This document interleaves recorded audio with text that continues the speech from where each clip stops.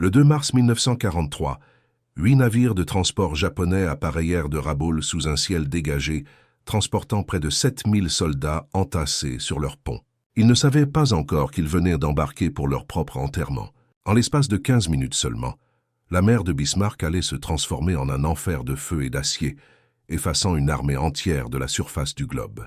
8 navires de transport et 4 destroyers disparurent sous les vagues en furie, emportant avec eux plus de 5000 âmes.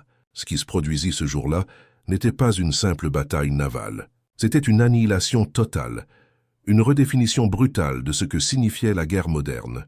Et tout commença avec un bombardier modifié que personne n'avait vu venir. L'arme qui allait tout changer?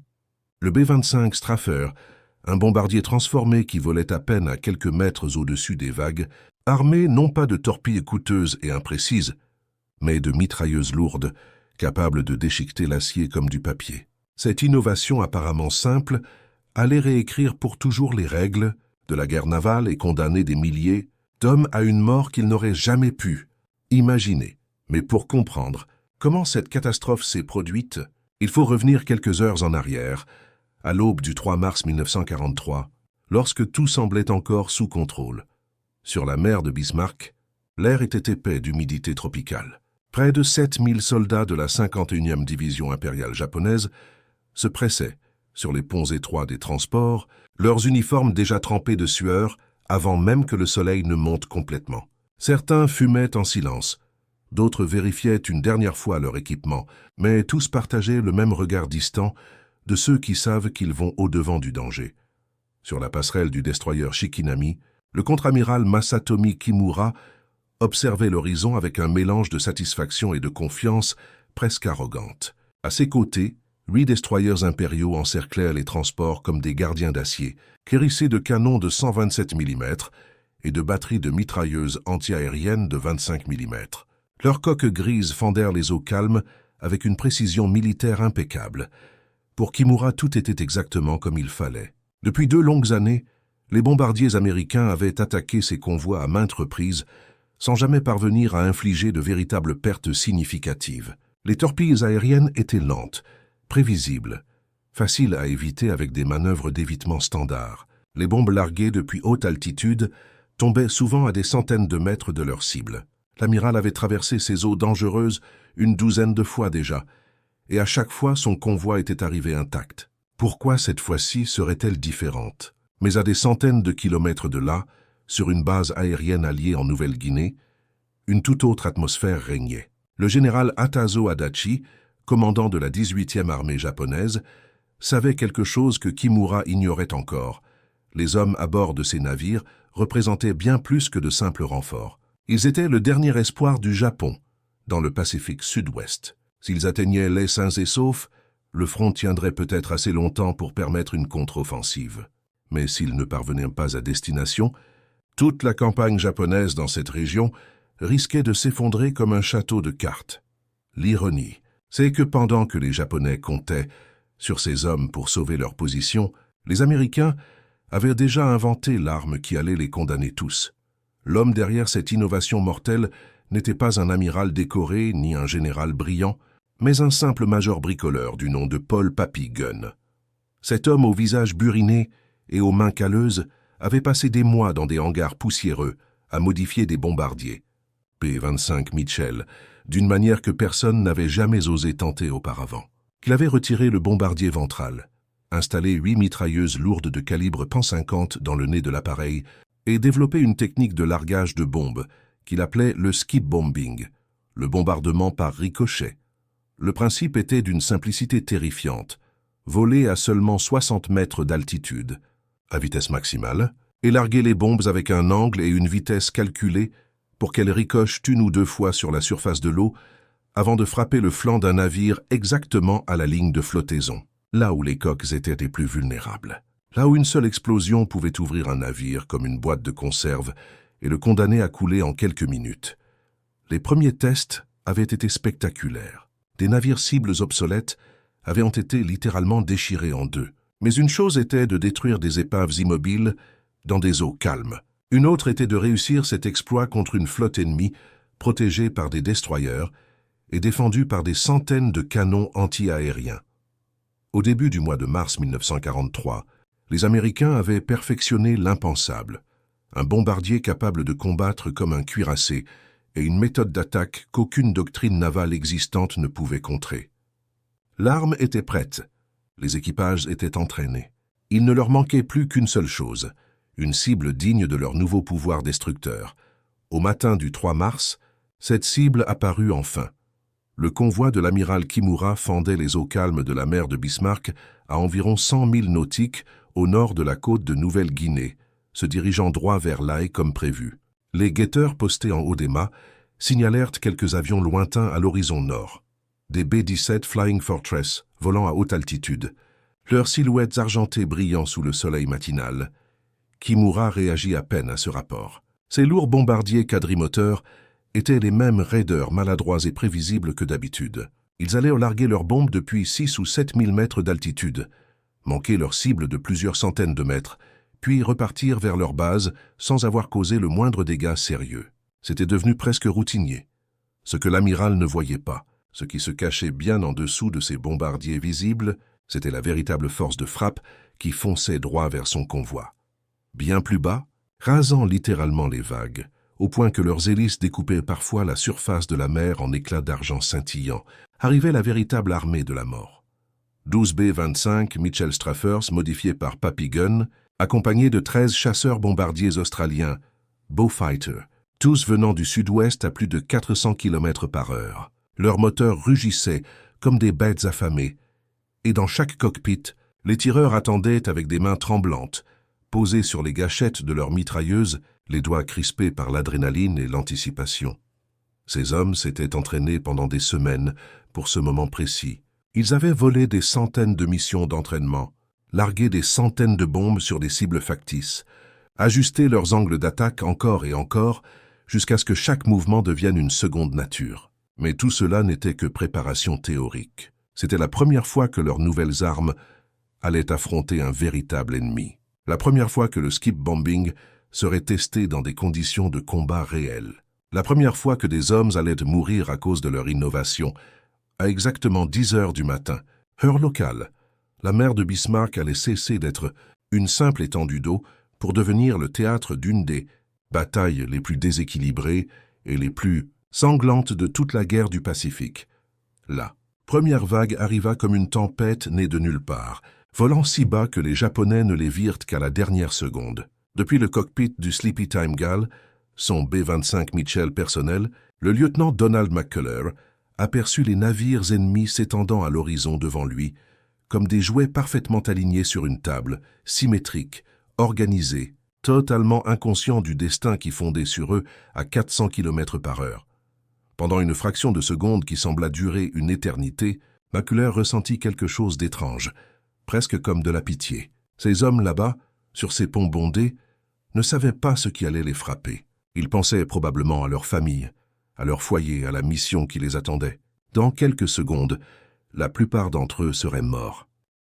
Mais il n'y avait plus de temps pour les pensées philosophiques. Le destroyer de tête, le Shirayuki, fendait les vagues à toute vitesse, sa proue créant un sillage blanc d'écume. Son équipage venait à peine de repérer les bombardiers, rasant l'eau quand les servants des canons anti-aériens tentèrent désespérément de pivoter leurs armes, pour suivre ces cibles impossiblement basses et rapides. Ils n'en eurent jamais la chance.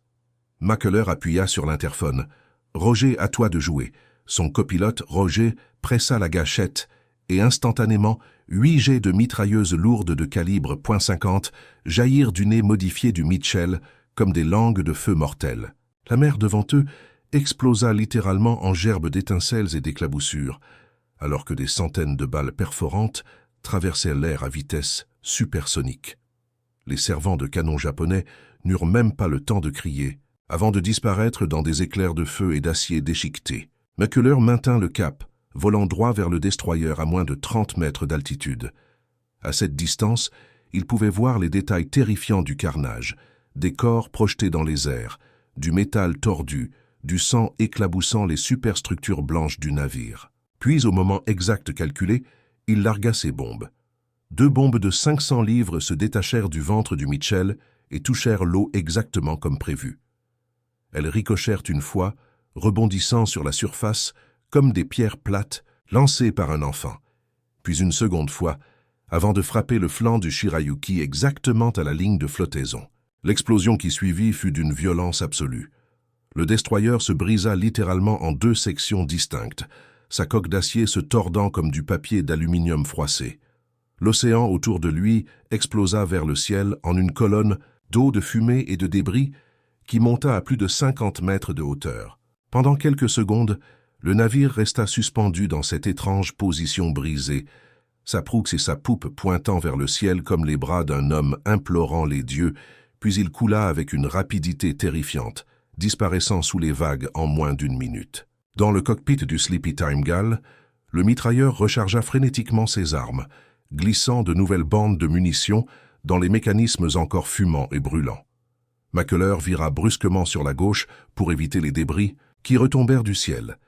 Et c'est à ce moment-là qu'il aperçut véritablement l'ampleur du chaos qui se déroulait en contrebas. Les chasseurs bombardiers australiens fonçaient depuis le sud comme une nuée de frelons en colère, balayant les ponts du convoi à coups de canon de 20 mm. Des explosions parsemaient la surface de la mer, tandis que les navires japonais tentaient désespérément de se disperser, leur formation soigneusement ordonnée se disloquant dans une panique totale. Un destroyer japonais, peut-être le Tokitsukaze, tenta courageusement de se présenter de flanc pour riposter avec toute sa puissance de feu, mais les Straffers américains étaient tout simplement trop rapides, trop proches, trop agressifs. Une rafale déchiqueta les servants de canon avant même qu'ils ne puissent pointer leurs armes correctement. Puis un autre B-25 plongea sur lui, mitraillant la passerelle et tuant probablement le capitaine et tous les officiers en une seule passe dévastatrice. À bord du Kyokusei Maru, un des transports de troupes bondés, c'était le chaos le plus total. Des soldats couraient dans tous les sens, certains serrant encore désespérément leurs fusils Arisaka comme si ces armes pouvaient les protéger. D'une attaque aérienne, d'autres simplement figés sur place par l'incrédulité absolue de ce qu'ils voyaient. On leur avait répété pendant leur entraînement qu'aucun avion ne pouvait voler aussi bas sans s'écraser, qu'aucune bombe ne pouvait toucher un navire en mouvement à une telle vitesse que les défenses anti-aériennes de l'escorte les protégeraient de toute attaque aérienne. Tout ce qu'on leur avait enseigné venait de se révéler être un mensonge mortel. Maculler remonta légèrement son appareil à travers les épais nuages de fumée noire qui commençaient à obscurcir le champ de bataille, puis il vira pour un second passage. Cette fois, il visait directement les transports de troupes, ces cibles massives et lentes qui représentaient le véritable objectif de la mission. Il aligna sa mire de bombardement sur le Oigawa Maru, un navire imposant dont les ponts supérieurs étaient littéralement noirs de monde, des centaines de soldats entassés comme du bétail. Ce qui suivit fut peut-être le moment le plus horrible de toute la bataille. Les mitrailleuses du Sleepy Time Gale ouvrirent le feu, balayant les ponts bondés du transport. À cette distance, Maculler pouvait voir les hommes tomber par dizaines, certains projetés par-dessus bord par l'impact des balles, d'autres s'effondrant simplement sur place. Puis vinrent les bombes. Les 2 bombes de 500 livres ricochèrent parfaitement sur l'eau et frappèrent le Oigawa Maru en plein milieu de sa coque. L'explosion fut si violente qu'elle souleva littéralement l'avant du navire hors de l'eau de plusieurs mètres. Le transport massif se tordit, comme si une main géante l'avait saisi et plié en 2. Puis une seconde explosion, probablement sa propre soute à munitions qui explosait, le déchira complètement de la proue à la poupe. Des centaines d'hommes furent instantanément projetés dans la mer, beaucoup déjà morts ou gravement blessés, d'autres hurlant de terreur alors qu'ils tombaient de 20 mètres de hauteur dans une eau qui allait bientôt devenir leur tombe. Alors que Maculler s'élevait à nouveau à travers la fumée épaisse qui commençait à recouvrir toute la zone de bataille comme un linceul mortuaire, l'horizon devant lui n'était plus qu'un tableau apocalyptique, des navires en flammes. Penchés dangereusement avant de sombrer, des centaines d'hommes s'agitaient désespérément dans l'eau et d'épais nuages noirs de fumée toxique s'élevaient vers le ciel tropical en colonnes massives. Le convoi qui, 20 minutes plus tôt, naviguait en formation parfaite, se disloquait complètement. La mer de Bismarck ressemblait maintenant à un miroir brisé en 1000 morceaux, chaque fragment reflétant une scène différente de destruction et de mort. Vue du ciel, elle avait littéralement des allures de fin du monde. Les navires dispersés dans toutes les directions comme des jouets abandonnés et la moitié de l'horizon noyée sous d'immenses colonnes de fumée qui montaient jusqu'aux nuages. Mais ce n'était pas fini. Loin de là.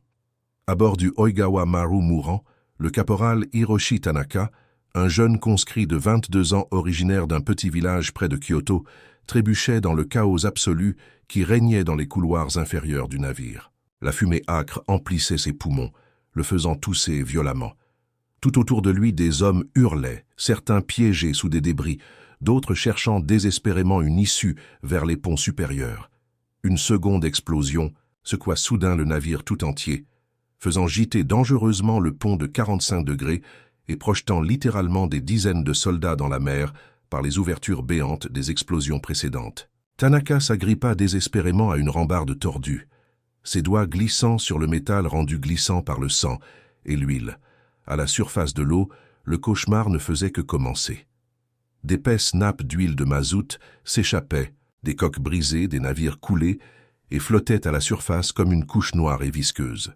Chaque nouvelle frappe de bombe, chaque nouvelle explosion envoyait des gerbes d'étincelles, qui enflammaient instantanément cette huile, créant des murs de feu orange qui se propageaient à une vitesse terrifiante à travers les eaux. Un autre, B-25, plongea directement vers le Oigawa Maru, son nez illuminé par les éclairs continus de ses 8 mitrailleuses lourdes tirant simultanément. Une pluie de balles traversa le pont supérieur comme une fosse invisible, et la passerelle de commandement vola littéralement en éclats de métal tordu et de verre brisé. Le capitaine du navire disparut dans une gerbe de flammes, probablement vaporisée par une balle explosive de gros calibre. Puis vinrent les bombes. Cette fois, elles ricochèrent une fois, 2 fois, 3 fois même, avant de frapper de plein fouet la coque affaiblie du transport, le fendant littéralement de la proue à la poupe comme un couteau chaud traversant du beurre. Le navire se brisa en 2 sections qui commencèrent immédiatement à couler, aspirant avec elles des centaines d'hommes piégés dans les ponts inférieurs qui n'auraient jamais la moindre chance de s'échapper. Au-dessus de cet enfer aquatique, le lieutenant Donald McCullers revint en large cercle, le souffle court, le cœur battant à tout rompre, les mains tremblant légèrement sur les commandes de vol. Son uniforme était trempé de sueur malgré l'air froid, à cette altitude. À travers la fumée épaisse qui commençait à obscurcir complètement la zone de bataille, il distinguait à peine les restes pathétiques du convoi autrefois fier. Des navires mourants partout, certains encore en flammes vives, d'autres s'enfonçant lentement sous les vagues, dans une agonie prolongée, d'autres encore simplement effacés de la surface, comme s'ils n'avaient jamais existé. Sa radio militaire grésillait constamment de voix qui s'entremêlaient dans un chaos de communication. Des pilotes signalant leurs cibles détruites, des commandants exhortant leurs équipages à continuer d'attaquer les transports survivants, des ordres stridents de ne laisser aucun navire, absolument aucun, atteindre les vivants. Les 2 destroyers japonais restants, l'Arashio et la Sashio, tentaient encore courageusement de défendre ce qui restait du convoi. Le navire de tête, l'Arashio, tirait frénétiquement avec tous ses canons dans une défense désespérée et désordonnée. Mais les strafeurs américains étaient déjà parfaitement dans l'axe de tir idéal, volant si bas qu'il était presque impossible pour les canons antiaériens de s'abaisser suffisamment pour les viser efficacement. 3 B-25 fondirent simultanément au ras des vagues, comme des requins, convergeant vers une proie blessée, et la passerelle de l'Arashio disparut littéralement sous une pluie concentrée de balles perforantes. Quelques secondes plus tard, des bombes frappèrent les 2 destroyers presque simultanément. Les explosions furent si violentes que les 2 navires, déjà endommagés, entrèrent en collision l'un avec l'autre dans un crissement horrible de métal tordu, provoquant une explosion secondaire absolument massive, qui monta à plus de 50 mètres dans les airs en un champignon de feu et de fumée noire. Les chasseurs bombardiers australiens, Beaufighter, arrivèrent juste derrière les Américains, mitraillant systématiquement tout ce qui bougeait encore. Les canots de sauvetage qui tentèrent de s'éloigner des épaves en train de couler, les groupes de survivants, agrippés à des débris flottants, les derniers servants de canons japonais qui tentaient encore désespérément de riposter. C'était méthodique, impitoyable, brutal. Ce n'était plus une bataille. C'était devenu un massacre pur et simple. Les survivants japonais, ceux qui avaient réussi à sauter des navires, avant qu'ils ne coulent complètement, se retrouvèrent livrés à eux-mêmes, dans une mer qui était devenue un piège mortel. Le caporal Hiroshi Tanaka battait frénétiquement des jambes au milieu d'une épaisse nappe d'huile de mazout qui s'enflammaient par endroits, créant des murs de flammes oranges qui se propageaient imprévisiblement dans toutes les directions. Il entendait les cris terrifiants des hommes piégés dans les coques, en train de couler, leurs voix désespérées et suppliantes s'éteignant progressivement sous le rugissement assourdissant des flammes et le sifflement de la vapeur s'échappant des machineries noyées. Certains survivants tentaient désespérément de nager pour s'éloigner des navires qui coulaient, mais l'huile épaisse rendait chaque mouvement épuisant et presque impossible. Et puis l'huile s'enflammait soudainement, projetant des vagues de feu orange liquide qui se répandaient à la surface de l'eau à une vitesse terrifiante. Quelques instants plus tard, les chasseurs australiens repassèrent en rase-motte, leurs mitrailleuses crachant la mort sur tout ce qui bougeait encore. Tanaka plongea désespérément sous l'eau trouble et maculée d'huile, tandis que les balles percèrent la surface juste au-dessus de lui dans un sifflement mortel. Il retint sa respiration jusqu'à ce que ses poumons brûlent d'agonie, puis refit surface en toussant et crachant de l'eau salée, mélangée à de l'huile toxique. Lorsqu'il refit surface, les quelques radeaux de sauvetage qu'il avait aperçus quelques minutes plus tôt avaient complètement disparu, probablement coulés par les mitraillages ou simplement emportés par les courants. Il était seul maintenant, complètement seul au milieu d'une mer de mort et de destruction. Bien plus haut, à environ 200 mètres d'altitude maintenant. McCuller sentit la chaleur intense de tous ces incendies, même à travers l'épaisse verrière en plexiglas de son cockpit. Pour la première fois depuis le début de l'attaque, sa radio se tut complètement. Plus une seule voix. Un silence de mort absolu qui était peut-être plus terrifiant que le chaos de la bataille elle-même. En dessous de lui, la mer de Bismarck ne ressemblait plus à rien de ce qu'il avait jamais vu. Elle brûlait littéralement comme du verre en fusion, des flammes dansant sur les nappes d'huile qui s'étendaient à perte de vue. 8 transports de troupes gisaient maintenant au fond de l'océan, emportant avec eux des milliers de tonnes d'équipements militaires et, plus tragiquement, des milliers de vies humaines. 4 destroyers étaient soit complètement détruits, soit en train de sombrer lentement dans une agonie prolongée.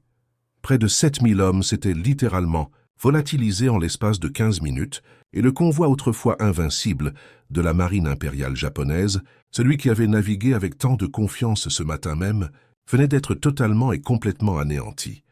Sur la passerelle déjà endommagée du destroyer Shikinami, un des 2 seuls navires d'escorte qui survivraient finalement à cette journée de cauchemar, le contre-amiral Masatomi Kimura restait parfaitement immobile, les mains agrippées à la rambarde, fixant sans vraiment les voir une mer qui n'avait plus rien d'humain. Des colonnes massives de fumée noire et toxique s'élevaient vers le ciel tropical comme d'immenses bannières funèbres, marquant l'emplacement de chaque navire mort, et toutes les quelques secondes, une nouvelle explosion sourde marquait l'agonie d'un navire supplémentaire. L'amiral qui, quelques heures plus tôt, observait l'horizon avec confiance et satisfaction, se sentait maintenant complètement vidé. Il se tourna lentement vers son officier des communications pour donner l'ordre de signaler leur position et la catastrophe au commandement. Mais l'antenne radio principale avait été arrachée par un mitraillage, et aucun message ne pouvait plus être transmis. Ils étaient au coupé du monde, seuls témoins survivants d'une catastrophe d'une ampleur presque incompréhensible. Au moment où le soleil commença finalement à descendre vers l'horizon occidental, projetant ses derniers rayons obliques sur la scène de destruction, la mer de Bismarck prit une teinte rouge sang, comme si l'océan lui-même pleurait toute la vie qui avait été brutalement arrachée de ses eaux ce matin-là. Cette couleur sanglante reflétait parfaitement tout ce que le Japon impérial avait perdu en ces 15 minutes de cauchemar. Non seulement des milliers de soldats, mais aussi leur confiance en leur supériorité navale, leur certitude que les vieilles tactiques fonctionneraient toujours, leur illusion d'invulnérabilité. Le lieutenant Donald McCuller guida le Sleepy Time Gale vers leur base en Nouvelle-Guinée, les 2 moteurs Wright Cyclone tremblants et vibrants sous la contrainte de plusieurs heures de vol et de combats intenses. Dans le cockpit étroit, un silence pesant régnait maintenant. Personne ne parlait, personne ne plaisantait, comme ils le faisaient habituellement après une mission réussie. Ils venaient tous de participer à quelque chose d'historique, certes, mais aussi de profondément troublant. À travers les nuages qui commençaient à se former avec le soir, l'équipage distinguait toujours les flammes qui léchaient l'horizon derrière eux, des colonnes de fumée qui montraient probablement encore pendant des jours. Finalement, après ce qui sembla être une éternité de silence inconfortable, l'un des mitrailleurs arrière, Un jeune sergent de l'Ohio, dont c'était seulement la 3e mission de combat, brisa le silence d'une voix à peine audible. Presque un murmure. 7000 hommes, perdus en 15 minutes seulement. 7000. McCullers ne répondit pas immédiatement. Il garda les yeux fixés droit devant lui sur l'horizon, qui s'assombrissait progressivement, ses mains tenant fermement mais mécaniquement les commandes de vol. Finalement, après une longue pause, il murmura doucement, presque pour lui-même. « Nous venons de terminer une bataille, qui n'a même jamais atteint la terre ferme. Tout s'est passé en mer, et maintenant tout repose au fond de l'océan. » La bataille de la mer de Bismarck ne fut pas seulement une victoire tactique pour les Alliés. Ce fut un moment absolument charnière de toute la Seconde Guerre mondiale dans le Pacifique, marquant véritablement l'aube d'une nouvelle ère de guerre navale moderne où les vieilles règles ne s'appliquaient plus. La bataille entraîna la destruction totale de 8 navires de transport japonais, la perte de 4 destroyers et la disparition tragique de plus de 5000 soldats et marins japonais. Seulement quelques centaines d'hommes furent finalement secourus, beaucoup gravement blessés ou traumatisés à vie. Lorsque l'amiral Isoroku Yamamoto, le brillant architecte de l'attaque surprise sur Pearl Harbor et l'un des plus grands stratèges navals du Japon, lut finalement le rapport complètement de cette catastrophe dans son quartier général de Rabaul, il resta assis en silence pendant de longues minutes, le document tremblant légèrement entre ses mains. Puis, d'une voix étrangement calme et résignée, il déclara quelque chose qui allait résonner dans tous les états-majors japonais du Pacifique. Il n'existe absolument aucune contre-mesure efficace contre cette nouvelle tactique. Cette simple phrase, prononcée par l'homme qui avait orchestré la plus grande victoire navale du Japon moderne, était en réalité un arrêt de mort pour toute la stratégie japonaise dans le Pacifique Sud-Ouest. Si le plus grand amiral du Japon lui-même admettait qu'il n'y avait aucune défense possible, alors tous les convois futurs étaient condamnés d'avance. Cette révélation brutale condamna immédiatement les garnisons japonaises isolées de Nouvelle-Guinée à un destin tragique. Désormais coupées de tout renfort possible, ces troupes seraient contraintes de combattre et de mourir lentement avec des rations qui s'épuisaient jour après jour, et absolument aucun espoir de recevoir des renforts ou des approvisionnements. Certaines unités japonaises en Nouvelle-Guinée furent réduites à manger de l'écorce d'arbres et des racines pour survivre. D'autres tentèrent des retraites désespérées à travers la jungle impitoyable, perdant la moitié de leurs effectifs à cause de la maladie, de la faim et des embuscades alliées. La grande ambition impériale du Japon de progresser inexorablement vers le sud, en direction de l'Australie, cette vision grandiose de dominer tout le Pacifique Sud, qui avait motivé tant d'offensives coûteuses, s'effondra complètement en une tempête de feu et d'acier qui n'avait duré que 15 minutes. 15 minutes qui changèrent le cours de toute la guerre dans cette région du monde. Pour les puissances alliées, particulièrement pour les États-Unis et l'Australie, qui avaient tant souffert des succès japonais initiaux, ce fut un tournant psychologique et stratégique absolument majeur. Cela prouva définitivement que l'ingéniosité, l'innovation et l'adaptabilité pouvaient triompher de la puissance brute et de la tradition militaire rigide. Des bombardiers modifiés par des mécaniciens de terrain, créatifs, et des techniques de combat inventées dans des hangars, poussiéreux accomplir ce que des armadas entières de cuirassés et de porte-avions n'avaient pas pu réaliser. L'annihilation totale et complète d'une force ennemie sans subir pratiquement aucune perte en retour. Le B-25 Straffer devint instantanément une légende vivante, un symbole puissant d'une nouvelle ère de la guerre, où la flexibilité et l'innovation comptaient plus que le tonnage et le blindage. Des dizaines d'autres bombardiers furent rapidement modifiés selon les spécifications de Papy-Gun, et cette tactique de skip bombing fut adoptée dans tout le théâtre pacifique. Les Japonais, qui avaient autrefois dominé les mers avec leurs porte-avions et leurs cuirassés massifs, se retrouvèrent soudainement incapables de déplacer des troupes ou des approvisionnements en toute sécurité. Même avec une forte escorte, les survivants japonais de cette bataille, ces quelques centaines d'hommes qui réussirent miraculeusement à atteindre la côte de Nouvelle-Guinée ou qui furent secourus par des sous-marins dans les jours qui suivirent, gardèrent en mémoire pour le reste de leur vie l'image terrifiante des 8 yeux de la mort, les 8 mitrailleuses lourdes brillantes, montées dans le nez des B-25 Straffers, dont les éclairs mortels précédaient toujours de quelques secondes l'explosion apocalyptique de la mer autour d'eux. Le caporal Hiroshi Tanaka, qui fut l'un des rares survivants du Oigawa Maru, fut finalement secouru après avoir dérivé pendant presque 36 heures, accroché à un morceau de débris. Il passa le reste de la guerre dans un hôpital militaire à Rabaul, puis retourna dans son village près de Kyoto, après la capitulation japonaise. Mais il ne fut plus jamais le même homme. Jusqu'à sa mort en 1987, à l'âge de 66 ans, il fit régulièrement des cauchemars, où il se noyait dans une mer en feu, entendant les cris de ses camarades qui coulaient dans les coques brisées des navires. Pourtant, même du côté victorieux, même parmi ceux qui avaient exécuté cette attaque avec une efficacité mortelle, presque parfaite, un certain malaise persistait longtemps après la fin de la bataille. Plusieurs pilotes alliés, y compris le lieutenant Donald McCuller lui-même, avouèrent des années plus tard dans des interviews d'après-guerre qu'il rêvait encore régulièrement de cette journée. La mer transformée en enfer liquide, les visages terrifiés des soldats japonais, sur les ponts des navires condamnés, le feu qui dansait sur l'eau, et surtout le silence étrange et pesant qui suivit la fin de la bataille, quand tous les canons se turent, et qu'il ne resta plus que le crépitement des flammes et les cris lointains des mourants. McCuller, qui fut décoré pour son rôle dans cette bataille, et qui survécut à la guerre pour devenir pilote de ligne commerciale, déclara lors d'une interview en 1978, peu avant sa mort: « Nous avons fait notre devoir ce jour-là, et je ne regrette rien, parce que c'était la guerre et que c'était nécessaire. Mais si quelqu'un vous dit qu'il peut tuer des milliers d'hommes en quelques minutes sans que cela le hante pour le reste de sa vie, alors cette personne ment ou elle a perdu son humanité. Chaque fois que je survole l'océan, même maintenant, 35 ans plus tard, je vois encore ces flammes sur l'eau. La bataille de la mer de Bismarck changea absolument tout dans la guerre du Pacifique, inaugurant définitivement une nouvelle ère où la vitesse, l'innovation tactique et la précision chirurgicale dominaient désormais l'acier massif et la doctrine militaire traditionnelle rigide. Les Japonais, qui avaient commencé la guerre en 1941 avec les porte-avions les plus modernes et les pilotes les mieux entraînés du monde, se retrouvèrent soudainement dépassés par un ennemi qui innovait plus rapidement, s'adaptait plus efficacement et n'hésitait pas à remettre en question les dogmes établis. Pour l'Empire du Japon, ce fut véritablement le début de la fin de leurs ambitions dans le Pacifique Sud.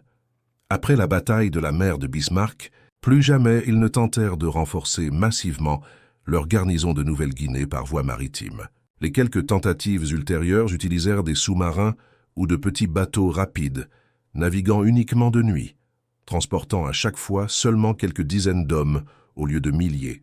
La grande offensive vers le sud était terminée, remplacée par une défense désespérée d'un périmètre qui ne cessait de se rétrécir. Pour le reste du monde, et particulièrement pour les stratèges militaires qui étudiaient attentivement chaque développement de cette guerre mondiale, ce fut la preuve éclatante et indéniable que l'ingéniosité humaine et la créativité tactique pouvaient littéralement réécrire les lois établies de la guerre. Un simple major bricoleur, travaillant dans un hangar poussiéreux, avait accompli ce que des amiraux avec des décennies d'expérience n'avaient jamais imaginé possible. Et pour ceux qui survécurent à cette journée de cauchemar, qu'ils soient du côté des vainqueurs ou des vaincus, ce fut une mémoire absolument ineffaçable, un souvenir gravé à jamais non seulement dans les archives historiques et les rapports militaires, mais aussi dans les profondeurs insondables de la mer de Bismarck et dans les recoins les plus sombres de la conscience humaine. Les épaves de ces navires reposent encore aujourd'hui au fond de la mer de Bismarck, à plusieurs centaines de mètres de profondeur, entourés de silence et d'obscurité.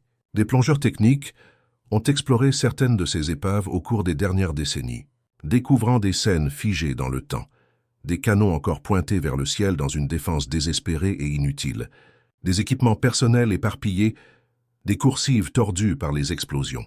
Ces navires sont devenus des tombes de guerre officielles, protégés par les lois internationales, des monuments sous-marins à tous ces hommes qui moururent en quelques minutes terrifiantes un matin de mars 1943. En conclusion, la bataille de la mer de Bismarck marqua un tournant absolument décisif, non seulement dans la guerre navale du Pacifique, mais dans notre compréhension même de ce que signifie le combat moderne. Elle démontra que la technologie et l'innovation pouvaient rendre obsolètes en quelques minutes des siècles de doctrines militaires établies. Elle prouva que la guerre moderne serait de plus en plus une guerre d'ingéniosité et d'adaptabilité plutôt qu'une simple question de qui possède les plus gros canons ou les navires les plus blindés. Mais au-delà de toutes, Ces leçons stratégiques et tactiques, au-delà de tous les rapports d'après-action et des analyses militaires, au cœur même de cette tempête de feu et d'acier qui dura 15 minutes interminables, il y avait une vérité humaine universelle et intemporelle. Les hommes des deux camps, qu'ils soient américains, australiens ou japonais, qu'ils volent dans des bombardiers modifiés ou qu'ils se tiennent sur les ponts de navires condamnés, ne cherchaient finalement qu'une seule et même chose au milieu de ce chaos absolu: survivre. Survivre pour revoir leur famille, pour rentrer chez eux, pour avoir la chance de vieillir et de raconter un jour ces histoires à leurs petits-enfants. Certains y parvinrent. La plupart échouèrent. Mais tous, absolument tous qu'ils aient survécu ou péri ce jour-là, méritent d'être rappelés et honorés pour avoir enduré quelque chose que la plupart d'entre nous ne peuvent même pas commencer à imaginer. La mère de Bismarck garda leur secret pendant de nombreuses années, mais l'histoire, elle, n'oublie jamais. Et tant qu'il y aura des gens pour raconter ce qui s'est passé ce matin du 3 mars 1943, les 7000 hommes qui disparurent en 15 minutes ne seront jamais vraiment oubliés.